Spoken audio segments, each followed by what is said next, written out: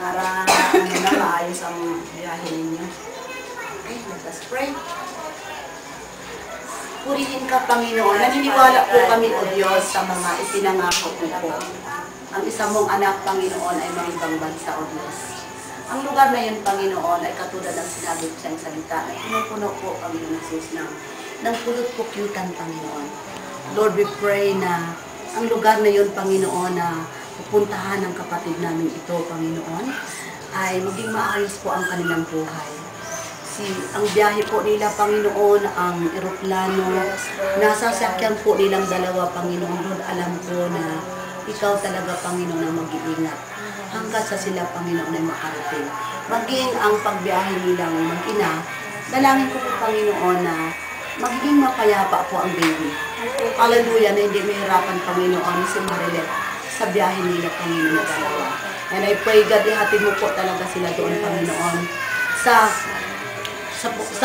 tahanan, Panginoon, na kung saan ay inilaan para sa kanila ni Clarence, Panginoon. Lord, I pray, O God, ang taos-puso po namin pabaon sa kanila, ang mapayapang biyahe, Panginoon, at ang kanilang habang sila ay nasa 24 hours ang kanilang biyahe, Panginoon. Ingatan mo po si Marilet na huwag po mahilo, Panginoon, na maging maayos po ang lahat, Panginoon. Mula dito hanggang sa makarating sila sa Texas, Panginoon. Lord, I pray ang kalagayan nila doon habang si Kiro ay lumalaki. Panginoon, pag-aari mo po siya. At naniniwala po kami, Panginoon, ng pag-iingat mo po, Panginoon, ay tao sa puso. At si Marilet naman, Panginoon, sa kanyang kalagayan din po, Panginoon, alam ko na sanay na rin po siya, O Diyos, na kapag-adjust na rin po ang anak mo ito, Panginoon, na kung saan man po siya pumunta, naroon, Panginoon Jesus, ang iyong mapagpalang kamay. Kaya't marami pong salamat sa mapagpapalang ito na natatamo, Panginoon, ng kapatid namin ito, O Diyos. Lord, salamat po.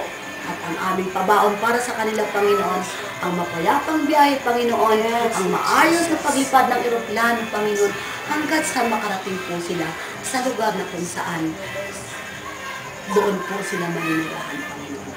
Lord, ang iiwanan po nila, magulang at mga kapatid, dalangin po namin na maging maayos din po, Panginoon. Ikaw lamang po, Diyos, ang nakakaalam ng lahat ng mga bagay. Kaya ipagkatiwala po namin sila sa iyo, Panginoon. Marami pong salamat sa iyo, O Diyos. We'll bring back all the glory and honor. In Jesus' name I pray. Amen. Okay. Sanay na yun. Maganda na ano siya. Yung baby na. Dati yung ano yung buhok niya gumaganon. Ano. Ayun, nakinig na talaga. Talaga.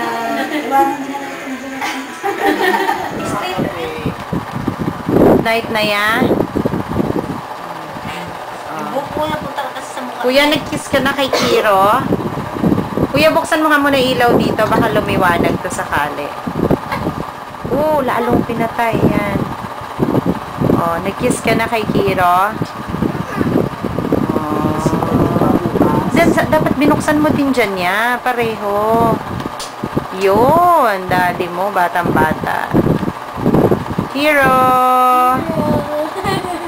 Kiro!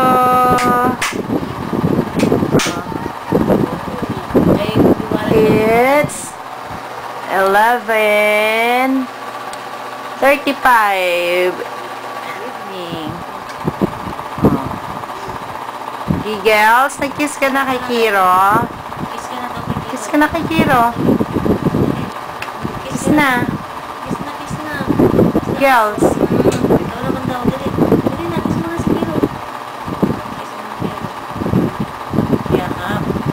Tingnan mo, nagising pa siya, Kiss mo na, be. Kiss mo na. Love mo na. Wala na si Kiro, pupunta na kay Daddy. Pagising mo, wala na si Kiro. Kala mo. Parang, ano niya rin, isa rin ito. Ano na rin eh. Yan ako na. Kiss mo na. Ayaw niya. Pag ganyan din siya kanina eh.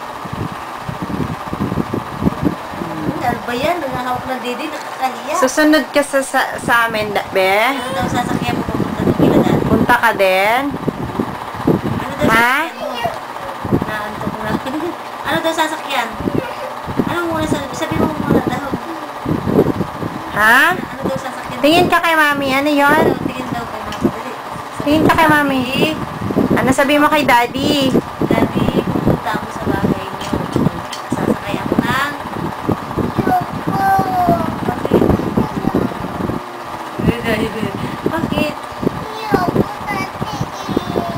Iwo ka. Magsalita. Kaya hindi niya magsalita. Ayaw na rin magsalita yung bata. Good night. Mami, good night, Daddy. Good night. Good night, Mami. Sleep na, Yukiro, ha? Oh, good night na. Sleep na, Kiro.